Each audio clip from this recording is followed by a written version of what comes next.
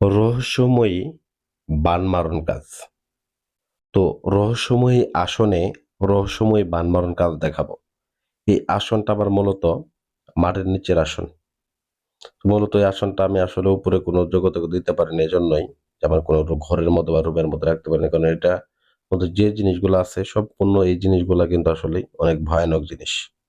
এই জিনিসগুলো আমি নিরিবিলি কাজ করার জন্য এটা আমার মাটির নিচে একটা ঘর তৈরি করছি, যে ঘরের মধ্যে মূলত দেখা গেছে যে আমি এই কাজগুলা করি। তো এটা বিশেষ, বিশেষ যে কাজগুলো আছে, বড় কাজগুলো আছে, এই কাজগুলা মূলত আমি এই আসনের মাধ্যমে করি। তো বিশেষ করে এই কাজটা সর্বপ্রথম আমি আপনাদেরকে এই আসন নিয়ে ভিডিও দিতেছি। মূলত এই আসনের ভিডিও আসলে দেই না। আর আর আশা করি পাবেন কিনা সন্দেহ আছে। কারণ এটা মূলত দেখা গেছে যে আসলে মূল যে কাজগুলা এখানে করি। এছাড়া আপনাদের যে দেখাই এগুলা বাইরের যে টুকটাক যে কাজগুলো, ছোট, ছোট কাজগুলো এগুলা দেখাই।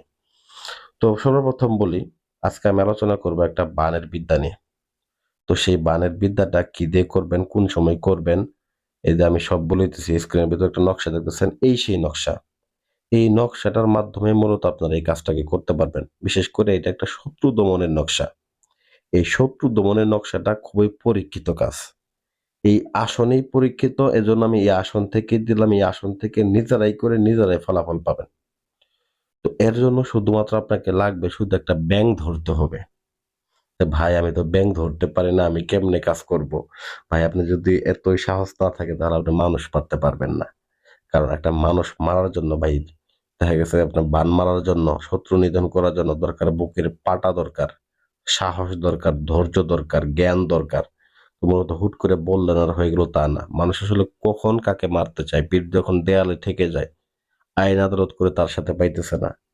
এবং দেখা যাচ্ছে সে এমন ক্ষতি করে যাইতেছে যে নিজের ফ্যামিলির ক্ষতি করতেছে, পরিবারের ক্ষতি করতেছে, ব্যক্তিগত অর্থে খরচ করতে, অর্থনৈতিকভাবে ক্ষতি করতে, অনেকভাবে ক্ষতি করতেছে। তো আপনি কিভাবে কাজ করবেন পূর্ণাঙ্গ নিয়ম বলে দিতেছি, মনোযোগ সহকারে শুনেন। আশা করি 100% ফলাফল পাবেন। হ্যাঁ? আর এবং কি নিয়মগুলা মানলেই ফলাফল পাবেন। নিয়মগুলো না মানলে তো আর ফলাফল পাবেন না। আপনাকে একটা ব্যাঙ ধরে নিতে হবে, কাম সিঁদুর নিতে হবে এবং কাম সিঁদুরের পাশাপাশি আপনি যদি পাঠার রক্ত নিতে পারেন সেক্ষেত্রে সবথেকে ভালো। আর পাঠার রক্ত যদি না নিতে পারেন, কাম সিঁদুর দিয়ে আপনি কাজ চালায় নিতে পারবেন। এটাকে শুধুমাত্র আপনার কি করতে হবে, একটা কাফনের কাপড়ের উপরে একটা নকশা অঙ্কন করতে হবে। যে নকশাটা আমি স্ক্রিনে দেখাইছি।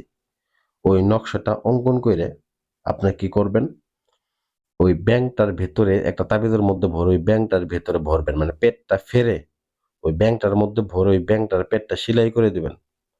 তবে বিষয়টা হচ্ছে এটা একটা অপারেশনের মতোই। এটা এমন ভাবে করবেন যাতে ব্যাঙটা মারা না যায়। ঐরকম ভাবে করে ব্যাঙটার পেটটা সেলাই করে দিবেন। সেলাই করে অবশ্যই কিন্তু এই নকশাটার নিচে শত্রুর নামটা, শত্রুর পিতার নামটা লিখে দিবেন। এবং কি শত্রুটাকে কিভাবে মারবেন বা কিভাবে কি করবেন সব বিস্তারিত দিয়ে দিবেন। ওইখানে বর্ণনা, পিছনে বর্ণনা দিয়ে দিবেন নকশার পেছনে। আপনি যদি আরবি লিখতে না পারেন বাংলাতে দিয়ে দিবেন, কোনো সমস্যা নেই। তো সর্বোপরি বিষয় হচ্ছে যে অতঃপর ওই ব্যাংকটাকে আপনাকে প্রয়োগ করতে হবে যে ব্যাংকটা এখন কি করবেন। এটাই হচ্ছে মেন কাজ।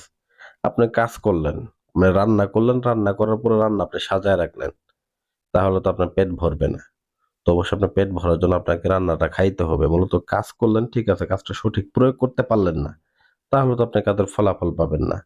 কিছু, কিছু লোক দেখা গেছে তান্ত্রিকের বাড়ি যায়। যে ভাই দেখা করব, ভাই আসেন।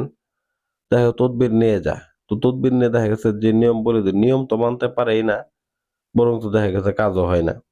তো তাদের ক্ষেত্রে আমি বলি, পরবর্তীকালে আবার দেখা গেছে আবার আমার বাসায় আসে। আবার বসায় রাইখা আবার জিন চালান দিয়ে কাজ করে দিই। বললাম, "আপনারা পারেন না, আমি জিন চালান দিয়ে কাজ করে দেব।" পরে ফলাফল পায়, পরে বলে, "হ্যাঁ ভাই ঠিক আছে।" যে যার কাজ, যার কাজ তার।